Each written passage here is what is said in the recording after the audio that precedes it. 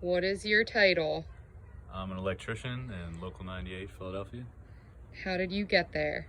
I applied for the apprenticeship program as they do annually. And what does your day-to-day look like?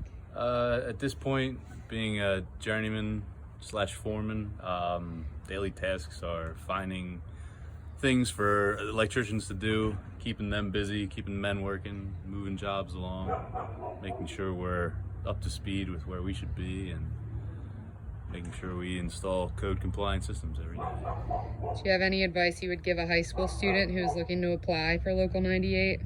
If you were going to apply for Local 98, you don't have to expect to know much. You can be as green as the grass, and they'll teach you everything you need to know. You don't have to have any prior experience. You can come in with just the ambition to want to work hard, and you'll be great. What's up, guys? My name is Drew. I'm a proud member of Local 252 Glazers out of Philadelphia, Pennsylvania. So what we do, everybody says glazers. No, we don't do donuts. Glass. Everything glass. Mirror, shower doors, from your 7-Eleven doors and storefronts to your high-rises down in Center City, Philadelphia. How do you think the glass gets in them? You think it just magically appears one day? No, we tie off, we string up there, and we stick all the glass in all those windows. Also, when they break, we get hired all the time to come out and do the replacements as well, which involves tying up. You need to get safety certified to drop a swing stage down, your suspended scaffold, and you pull out the broken piece or fogged unit, because sometimes glass fogs over time and you have to replace the glass.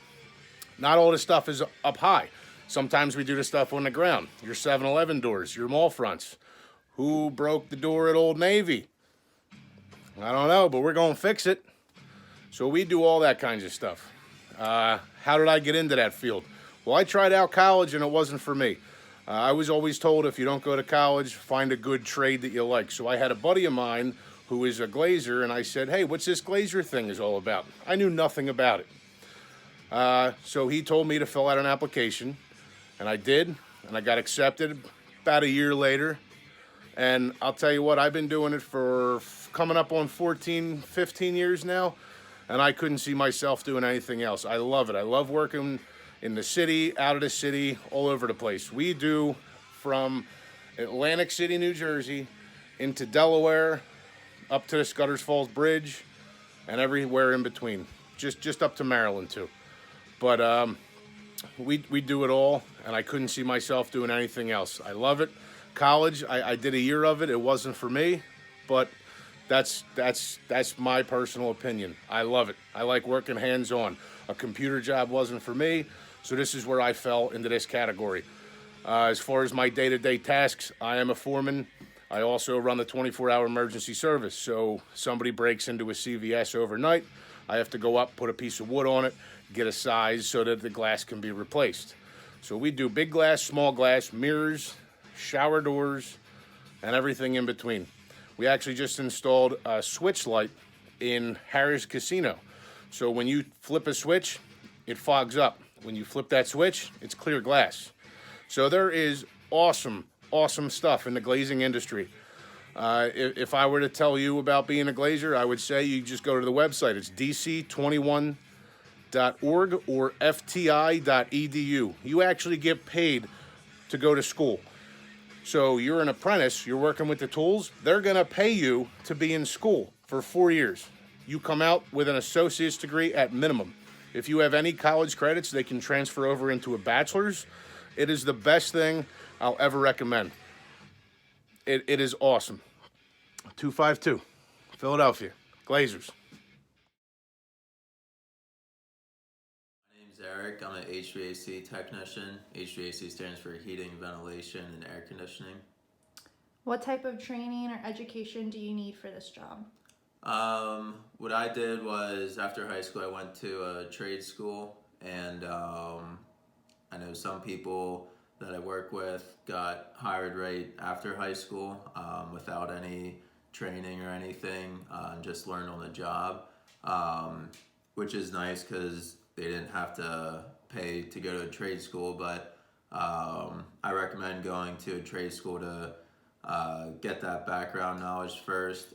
You learn the basics. That way you understand how everything works a little better, and why things work the way they do.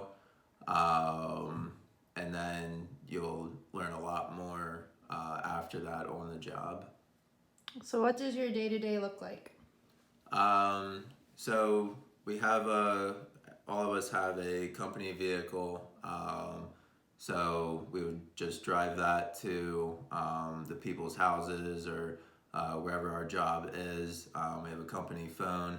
They'll send us the address and the call description to our phone, and then we'll go right to the job. And if it's air conditioner that's not working or a furnace that's not working, we'll figure out why it's not working, order any parts we need, or if we have them stocked on the truck, we'll fix it right away. If it's a slower time of year, like in the spring or fall when heating or air conditioning isn't in high demand, we'll do some preventive maintenance calls, tune up their furnace or air conditioner, and just get it ready for the season. Do you only go to homes for your job? For the most part, my company does a little bit of commercial work as well, which is like businesses, small factories, stuff like that, banks, grocery stores. The equipment is very similar, just a little bit bigger. So sometimes they'll help out with that. They have us do some cross training for the commercial side, for the plumbing side, so you get to know a little bit of other stuff as well. Anything else that you think these students should know? I think it's a good career to get into, or at least to consider. Some people don't like being in one building or one office space all day, every day. So it's nice to be able to do something a little different every day. You're driving throughout the day. You're not in one location all day, and usually don't get bored of it because it's something a little different every day. You're getting to meet a lot of people, talking to homeowners and stuff like that. It's enjoyable.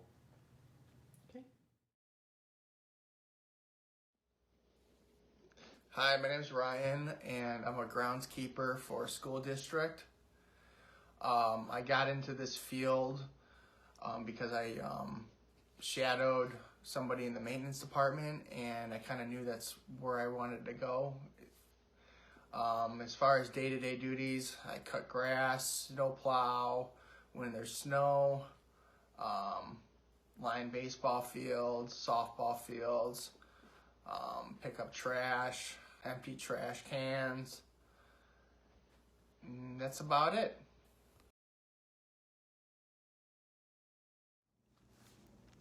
Hi, my name is Sandy, and I am a hairstylist for over 14 years. I went to school at the Bucks County School of Beauty Culture in Feasterville. My schooling took about a year. After I graduated, I was a licensed hairdresser as well as a nail technician. I am now a salon manager. I started off as a shampoo assistant, and then my duties of my job are answering phones, scheduling appointments, learning all the different techniques of blow drying, foiling, all that fun stuff. The pay is pretty good. You get a lot of tips, which is also a great thing. You get to interact with awesome customers and your staff. And overall, being a cosmetologist is a great career. Hi guys, my name is Bridget Owen. I'm a court reporter and I work at the Court of Common Pleas for Chester County, Pennsylvania, which is located in Westchester. What a court reporter does is they are the people that you see on TV with the little machines that type down every single word that's said in the courtroom. So we're able to type at 225 words per minute, but a lot of us can type a lot faster than that because people talk a lot faster than that. So that's kind of what we do in a nutshell. The path to be a court reporter, I went to a trade school for 3 years, and basically it started with us just learning the keys, going all the way from 5 words a minute until 3 years later when we got to 225, passed our last test, were able to graduate and went on to do 2 internships. The first internship I did was at the Court of Common Pleas in Bucks County. The courthouse in Doylestown. Was there for a few weeks. We had to produce transcripts and have our teacher sign off on them and make sure that we knew what we were doing. And then the second one, I worked in Center City, and we did depositions, which is an out-of-court statement, which is we would go to different doctors' offices if they were unable to testify at trial, and we would get their depositions for it to be later read to a jury. So transcripts are a very, very important part of the legal process for people who want to appeal, people who don't think that their trial was conducted fairly.